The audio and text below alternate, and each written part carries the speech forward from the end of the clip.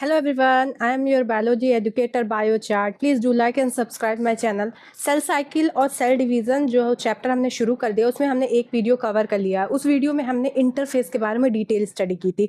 हमें पता है सेल जब डिवाइड होता है उसमें दो फेज आते हैं, एक होता है इंटरफेज और एक होता है एम फेज। इंटरफेज जो होता है वो 95% टाइम रिक्वायर्ड होता है और जो एम फेज होता है वो 5% होता है और जो एम फेज होता है उसी में ही मेन सेल डिवीज़न होता है। तो आज हम एम फेज की डिटेल स्टडी करेंगे। एम फेज जो होता है वो 5% ड्यूरेशन ऑफ सेल साइकिल होता है। कितना परसेंट? 5%। आपसे ये क्वेश्चन पूछ सकता है कि एम फेज और इंटर फेज में किसका ड्यूरेशन सबसे ज़्यादा होता है। तो एम फेज का ड्यूरेशन सबसे कम होता है और इंटर फेज का ड्यूरेशन ज़्यादा होता है। एम फेज कितना परसेंट एक्वायर करता है? 5%। 5% duration of cell cycle, most dramatic phase of the cell cycle.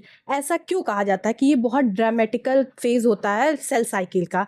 क्योंकि major reorganisation of virtually all the component of the cell occur, इसलिए इसको मोस्ट ड्रामेटिकली कहा जाता है क्योंकि इसी में हमारा क्रोमोजोम का डिवीजन होता है। मतलब एक सेल जिसमें डबल क्रोमोजोम्स नंबर आ जाते हैं, डबल डीएनए हो जाते हैं, वो दो सेल में इक्वली डिवाइड होते हैं। ऑर्गेनली जो दो हो जाते हैं, जैसे माइटोकॉन्ड्रिया जो डबल हो गया है, गोल्गी बॉडी जो डबल हो गया है, वो दो सेल में, दो डॉटर सेल में डिवाइड होते हैं। तो इसलिए ये बहुत ड्रामेटिकली होता है। अगर एक में भी थोड़ी सी भी दिक्कत हुई तो बहुत ज़्यादा सेल में डिसीज हो सकती है और सेल अबनॉर्मल हो सकता है। तो ये ड्रामेटिकली फेज होता है। इसमें एम फेज में दो फेज होते हैं। जैसे ये एम फेज है, जैसे इंटर फेज में G1 S और G2 होता है, उसी तरीके से एम फेज में कैरियोकाइनेसिस और साइटोकाइनेसिस। कैरियोकाइनेसिस में हमारा न्यूक्लियस डिवाइड होता है और साइटोकाइनेसिस में हमारा साइटोप्लाज्म डिवाइड होता है। तो वही चीज़ें कैरियोकाइनेसिस एंड साइटोकाइनेसिस। तो आपसे पूछ सकता है एम फेज में क्या क्या होता है। उस एम फेज में दो चीज़ें होती है, पहले कैरियोकाइनेसिस आता है जिसमें हमारा न्यूक्लियस का डिवीजन होता है, उसके बाद साइटोकाइनेसिस आता है जिसमें हमारा साइटोप्लाज्म का डिवीजन होता है।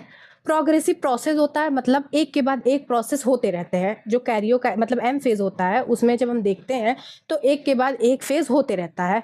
इसमें no clear cut lines between prophase, metaphase, anaphase, telophase. जैसे कि जब हम कैरियोकाइनेसिस पढ़ते हैं तो कैरियोकाइनेसिस में चार फेजेस होते हैं। एक होता है प्रोफेज, एक होता है मेटाफेज, एक होता है एनाफेज, एक होता है टीलोफेज। इसमें ये नहीं हमें डिफाइन होता कि कब प्रोफेज खत्म हुआ, कब एनाफेज शुरू हुआ, कब मेटाफेज शुरू हुआ, कब मेटाफेज खत्म हुआ, एनाफेज शुरू हुआ। तो क्लियर कट लाइन नहीं होती है। तो आपसे यहाँ पे एक टाइप से क्वेश्चन या स्टेटमेंट पास कर सकता है कि क्या क्लियर कट डिवीजन होता है मतलब प्रोफेज, मेटाफेज, एनाफेज, टीलोफेज में। तो अगर आपने एनसीईआरटी की लाइन में डिटेल स्टडी नहीं की है तो आपको लगेगा क्लियर कट डिवीजन होगा तभी तो प्रोफेज आता है, उसके बाद मेटाफेज आता है। इसको बस एक डिफाइन कर लिया गया है, लेकिन कोई क्लियर कट डिवीजन नहीं कि कब खत्म हुआ कब शुरू हुआ। तो प्रोग्रेसिव प्रोसेस होता है, एक के बाद एक प्रोसेस होता है। No clear cut lines between prophase, metaphase, anaphase and telophase.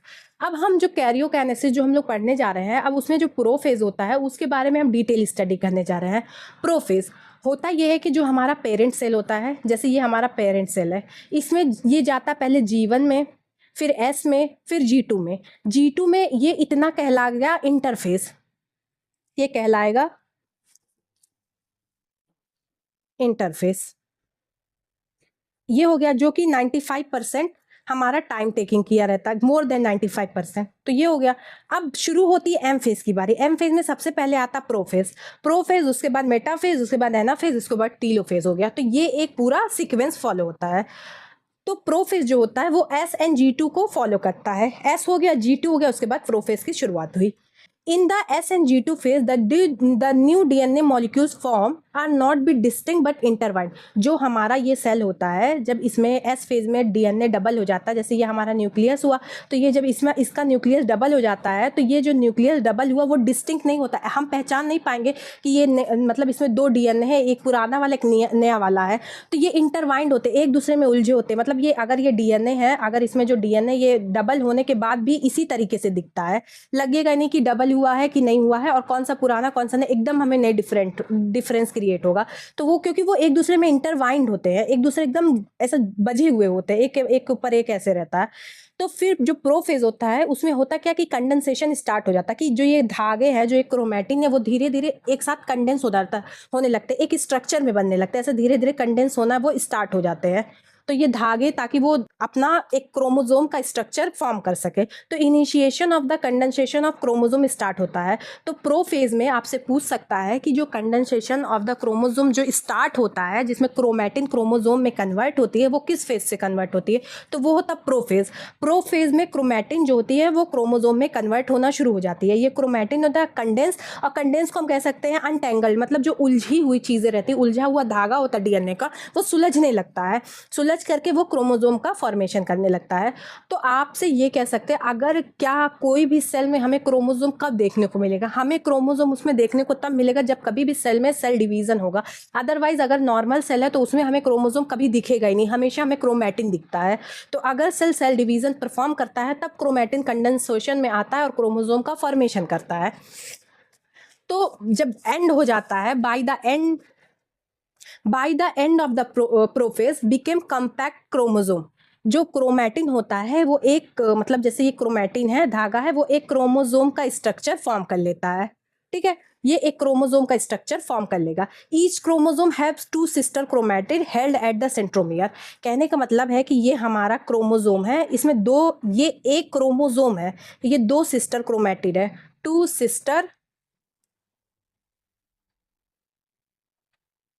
Sister chromatid. एक क्रोमोसोम है ये, और ये टू सिस्टर क्रोमैटिड है। अब ये क्वेश्चन आता है कि इसके पास टू सिस्टर क्रोमैटिड है। होता ये है कि जैसे जब हमारा एस फेज में डीएनए डबल होता है तो एक डीएनए ये होता है, एक इसकी कॉपी होती है, क्योंकि ये इसी की एक कॉपी से ये दूसरा बना होता है, तो इसलिए सिस्टर क्रोमैटिड कहते हैं, क्योंकि दोनों का जो डीएनए होता है वो सेम होता है। तो ये कॉपी हुई, तो इसलिए टू सिस्टर क्रोमैटिड होते हैं और एक क्रोमोसोम्स होते हैं। इसीलिए जी एस फेज के बाद जो G2 फेज आता है उसमें क्रोमोसोम का नंबर तो वो डीएनए का अमाउंट डबल हो जाता है, लेकिन क्रोमोसोम अभी भी सेम रहता है, क्योंकि ये अभी भी एक ही क्रोमोसोम है। बस एक क्रोमैटिड जो नॉर्मली बनता था अब वो दो क्रोमैटिड बनने लगा है, दो सिस्टर क्रोमैटिड बनने लगा, लेकिन अभी भी स्ट्रक्चर तो एक ही है, एक ही सेंट्रोमियर है, इसमें भी एक ही सेंट्रोमियर है, लेकिन दो क्रोमैटिड हो गया है क्योंकि हमारा डीएनए जो का अमाउंट है वो डबल हो गया है। तो centromere duplicate during the S phase, centrosome duplicate during the S phase, move toward the opposite pole and form the spindle fibre. होता ये है कि जो हमारा ये सेल होता है, ठीक है, जो हमारा मतलब एस फेज होता है, एस फेज में हमारा डीएनए और सेंट्रोसोम डुप्लीकेट होता है। ये सेंट्रोसोम जो होता है वो यहाँ पे opposite of the pole move करता है। ये सेंट्रोसोम हो गया दोनों, ये स्पिंडल फाइबर का फॉर्मेशन करता है। ये एक सेंट्रोसोम है, एक दूसरा सेंट्रोसोम है, ये दो सेंट्रोसोम है, और ये दोनों स्पिंडल फाइबर, ये स्पिंडल फाइबर होते हैं जो कि पॉलीमर होते हैं माइक्रोट्यूब्यूल के। तो ये होता है सेंट्रोसोम जो डुप्लीकेट हुआ during the S phase. Centrosome कब डुप्लीकेट होता है? एस फेज में डुप्लीकेट होता है, और ये मूव करेगा अपोजिट पोल पे at the phase of prophase.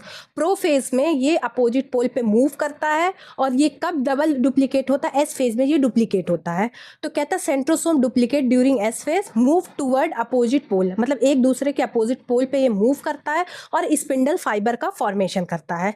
Each centrosome radiate out microtubule. ये जो ये सेंट्रोसोम होता है ये ऐसे से माइक्रोट्यूब्यूल निकालता है, ठीक है, माइक्रोट्यूब्यूल निकालता है, कॉल्ड आस्टर।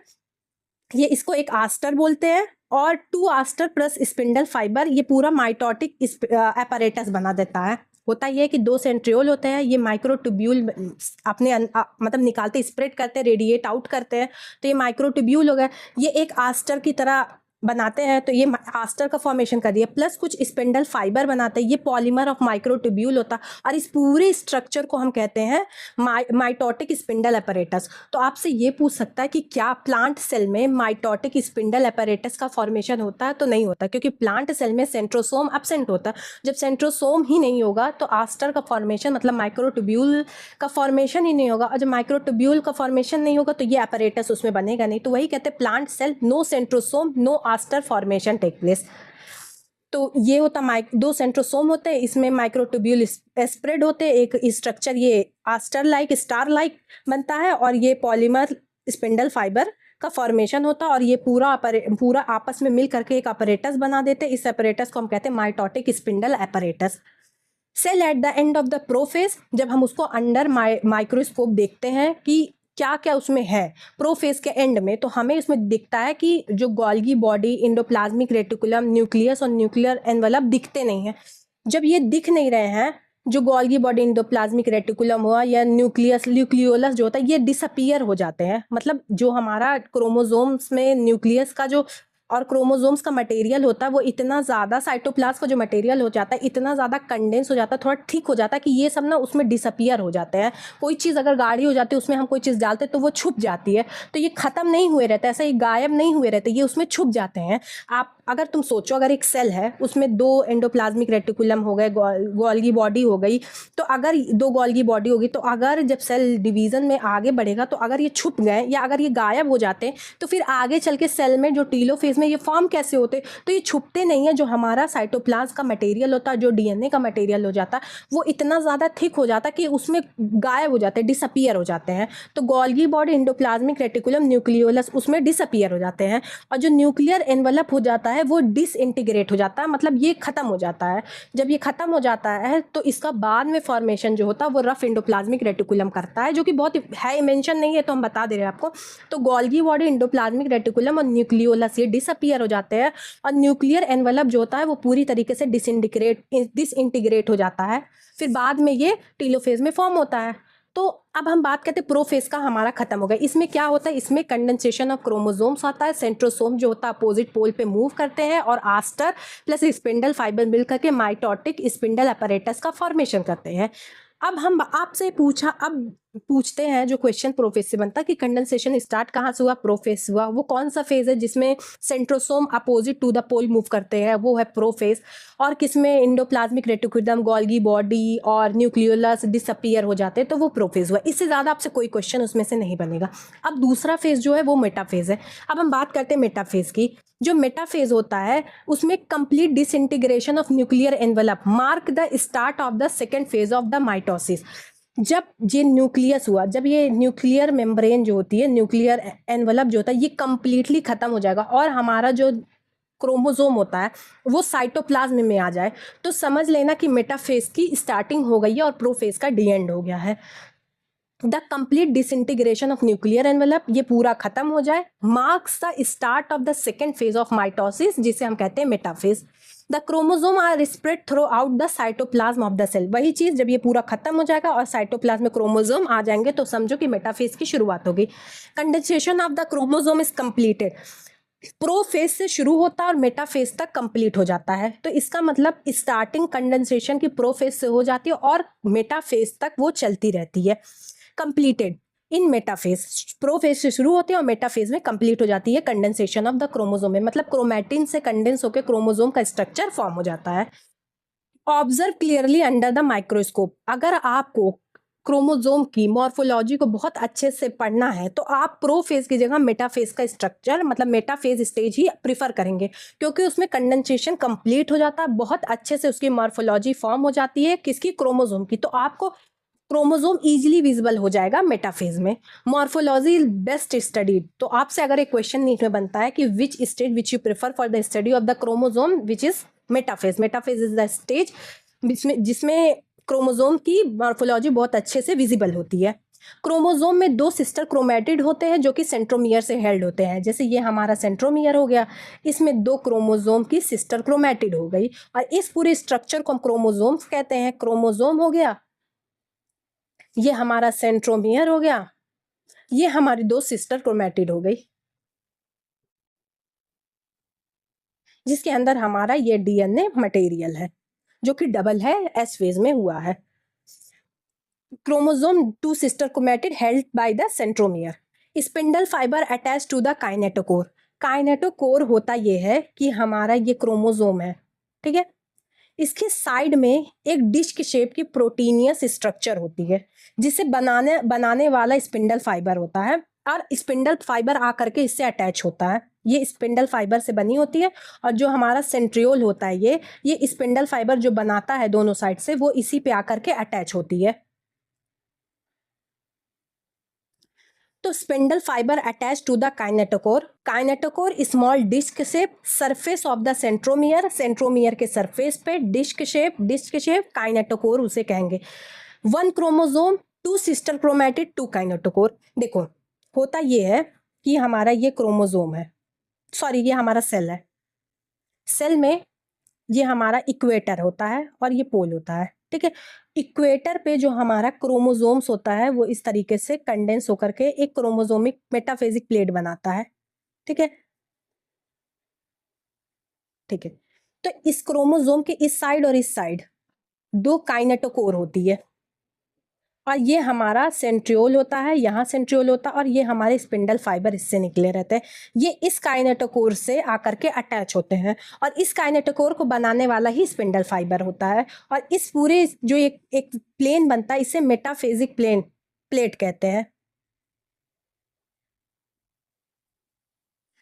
तो काइनेटोकोर काइनेटोकोर स्पिंडल फाइबर इससे आकर के अटैच होता है, स्मॉल डिस्क शेप होती है, सरफेस ऑफ द सेंट्रोमियर होती है। एक क्रोमोसोम पे दो क्रोमैटिड्स होता और दो काइनेटोकोर होती, क्योंकि दोनों साइड से होती है।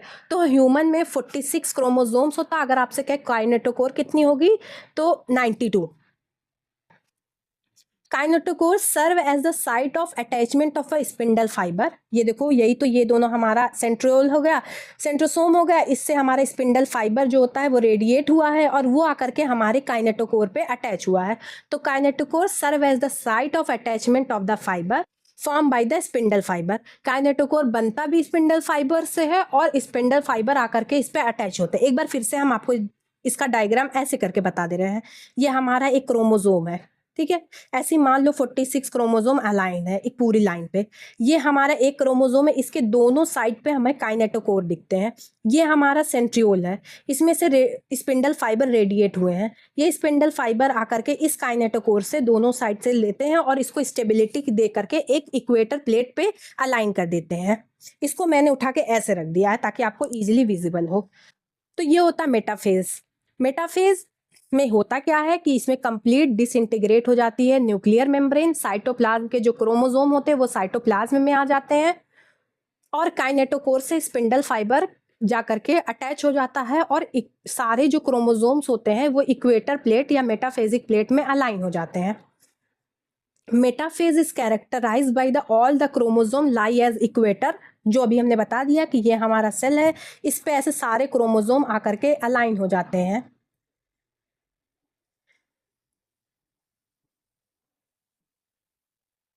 One chromatid of each chromosome connected by the kinetochore to the spindle fiber from one pole। ये तो हमें बता दिया कि ये हमारी काइनेटोकोर होती है, ये हमारा स्पिंडल फाइबर यहाँ से रेडिएट हुआ आता है। तो एक काइनेटोकोर एक पोल से अटैच होता है, और इस प्लेन को हम कहते हैं मेटाफेजिक प्लेट। और ये जो प्लेट होती है ये पूरी जो इक्वेटर पे अलाइन होती है उसे मेटाफेजिक प्लेट कहते हैं।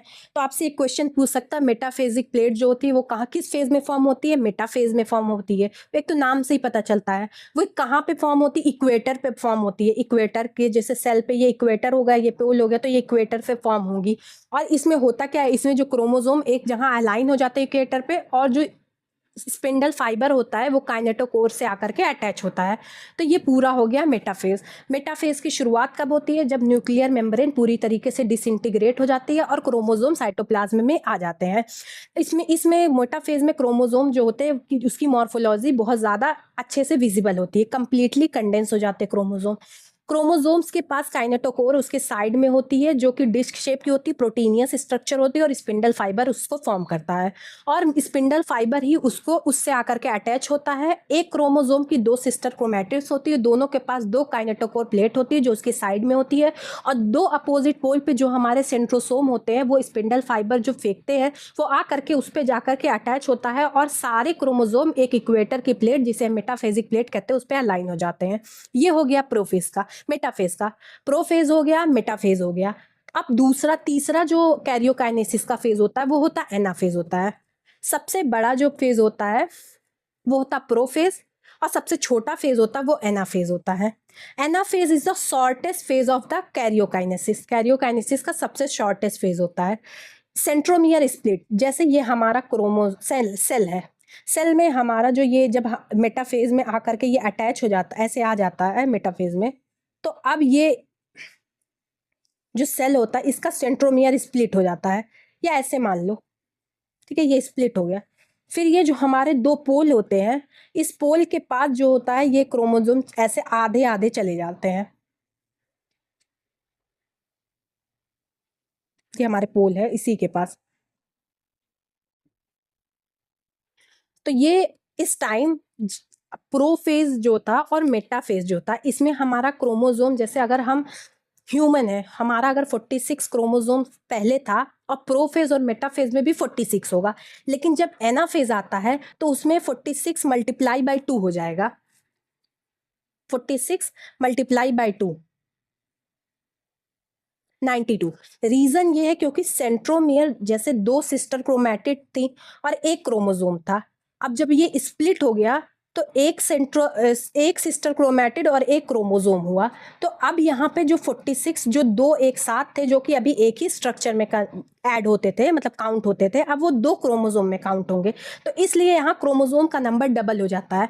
तो आपसे ये पूछता है कि प्रोफेज, मेटाफेज या इंटरफेज में हम कब जा करके क्रोमोसोम का नंबर डबल हो जाता है। डीएनए तो एस फेज के बाद डबल हो जाता है, S phase, G2 phase, M phase में जो डीएनए का नंबर होता है वो डबल होता है, लेकिन क्रोमोसोम जो कि 46 अगर ह्यूमन की बात करें, 2n जो डिप्लॉयड होता है, वो जो 2n होता है वो कब जा करके डबल हो जाता है, तो वो एना फेज में जब सेंट्रोमियर स्प्लिट हो जाता है तब वो क्रोमोसोम डबल हो जाते हैं। अब ये 92 क्रोमोसोम हो गए।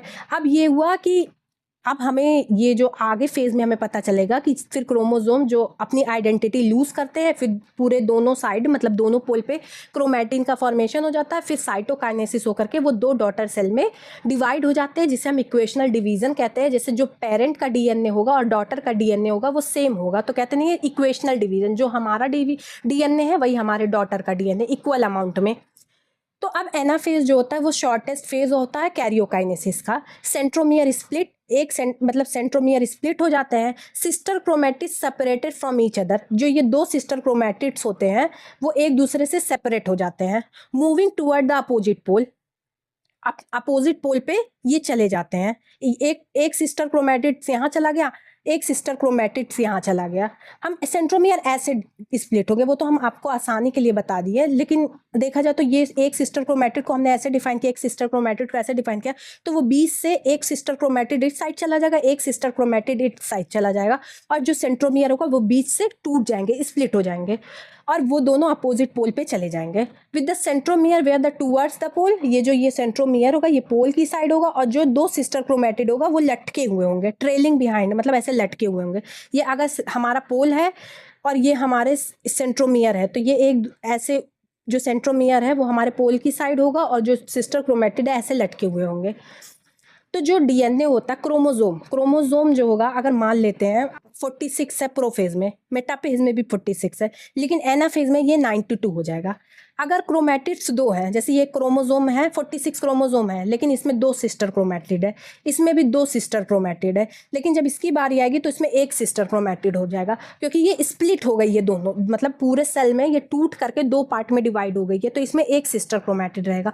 तो एनाफेज में एक क्रोमोसोम के पास एक सिस्टर क्रोमैटिड होता है। अगर आपसे कंफ्यूज करने के लिए ये कह दे कि एनाफेज में एक क्रोमोसोम के बाद दो क्रोमैटिड होता, तो ये स्टेटमेंट रॉन्ग हो गई। एनाफेज में एक क्रोमोसोम के पास एक क्रोमैटिड्स होता है, और पूरे सेल का जो क्रोमोसोम का नंबर होता है वो डबल हो जाता है मेटाफेज के क्रोमोसोम्स के नंबर से, क्योंकि दोनों सिस्टर क्रोमैटिड जो होती है वो स्प्लिट हो जाती हैं और सेपरेट क्रोमोसोम का फॉर्मेशन कर लेती हैं। अब हम बात करते हैं टीलोफेज के बारे में। सबसे लास्ट फेज होता है कैरियोकाइनेसिस का,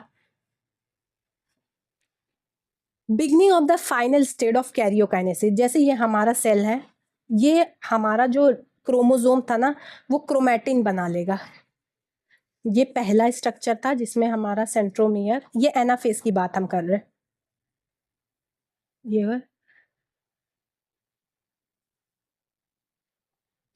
ये हम एनाफेज की बात करें, ये है एनाफेज। फिर उसके बाद ये जो क्रोमोसोम होते हैं ये अपनी आइडेंटिटी लूज कर देते हैं, क्रोमोसोम लूज इट्स आइडेंटिटी और formed chromatin. Chromosome reach respective pole, मतलब अपने रिस्पेक्टिव पोल पे पहुंच गए और डीकंडेंस हो जाते हैं, मतलब कंडेंस की जगह डीकंडेंस, मतलब एक थ्रेड लाइक स्ट्रक्चर में दोबारा से कन्वर्ट हो जाएंगे। टैंगल्ड, मतलब एक दूसरे में ऐसे इंटरवाइंड हो जाएंगे। लूज इंडिविजुअलिटी, अब आप इसमें डिफरेंशिएट नहीं कर पाएंगे कि कितने क्रोमोसोम है, बस एक धागे लाइक स्ट्रक्चर होगा जिसे हम क्रोमैटिन कहेंगे, आप इसमें डिफरेंशिएट नहीं कर पाएंगे कि कितने क्रोमोसोम है इसमें। क्रोमोसोमल इलोंगेशन, जो क्रोमोसोम होता है वो कंडेंस स्ट्रक्चर होता है, एक छोटा सा मतलब कंडेंस होता है, तो अब ये इलोंगेट हो गया, धागे में बन गया, एक लंबे स्ट्रक्चर में हो गया। तो डिकंडेंस, टैंगल्ड, लूज इंडिविजुअलिटी और क्रोमोसोम इलोंगेशन, ये 4 वर्ड हम यूज करते हैं क्रोमैटिड का फॉर्मेशन होने के लिए, कि क्रोमोसोम अपना आइडेंटिटी लूज कर लिया है या अनटेंगल्ड हो गया है, या तो कह सकते हैं कि क्रोमोसोम इलोंगेट हो गया है और क्रोमैटिड में कन्वर्ट हो गया है। स्पिंडल अपैरेटस डिसॉल्व हो जाएंगे, क्योंकि अब हमारा कोई काम नहीं है। एनाफेज, मेटाफेज में हमने उसने हमारा मेटाफेज में एक इक्वेटर प्लेट बना दी स्पिंडल फाइबर ने, एनाफेज में वो उसने सेंट्रोमियर को स्प्लिट करवा करके 2 पोल जनरेट करवा लिए। अब वो डिसअपियर हो जाएगा, डिसॉल्व हो जाएगा। तो आपसे ये कह सकता है कि जो स्पिंडल फाइबर होता है, स्पिंडल अपैरेटस होता है, वो कैरियोकाइनेसिस के किस स्टेज में जाकर के डिसॉल्व हो जाएगा, खत्म हो जाएगा। तो वो स्पिंडल फाइबर जो स्पिंडल अपैरेटस होता है वो टीलोफेज में जाकर के डिसॉल्व हो जाएगा। अब उसका कोई काम नहीं है, तो वो खत्म हो जाएगा। रिफॉर्मेशन ऑफ न्यूक्लियर एनवलप, अब इसके किनारे जो होता है वो न्यूक्लियर एनवलप का फॉर्मेशन हो जाएगा, क्योंकि अब हमें 2 सेपरेट डीएनए मिल गए हैं। न्यूक्लियर एनवलप हो गया और ये बनता है रफ एंडोप्लाज्मिक रेटिकुलम से, जिसकी आपको डिटेल स्टडी जानने की जरूरत नहीं है। Reappearance of the nucleolus and endoplasmic Golgi body, अब इसमें न्यूक्लियोलस आ गया, यहाँ पे गोल्गी बॉडी रीअपियर हो गई, इंडोप्लाज्मिक रेटिकुलम रीअपियर हो गया, सारी चीज़ें रीअपियर हो गई।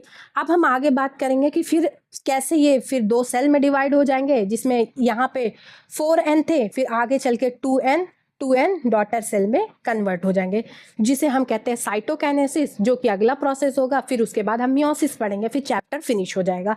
तो अब तक आपको हमने इतना इस वीडियो में हमने पढ़ा कि इंटरफेज के बाद एम फेज आता है, एम फेज में कैरियोकाइनेसिस, साइटोकाइनेसिस होता है। कैरियोकाइनेसिस में हमें 4 फेजेस पढ़ने को मिलते हैं, prophase, metaphase, anaphase and telophase जो होता है। प्रोफेज सबसे बड़ा होता है, एनाफेज सबसे छोटा होता है। प्रोफेज में अनटैंगलिंग होना शुरू होता है, मतलब क्रोमैटिन जो होता है वो कंडेंस होना शुरू हो जाता है, क्रोमोसोम बनना शुरू हो जाता है, और मेटाफेज में वो कंप्लीट क्रोमोसोम बन जाता है।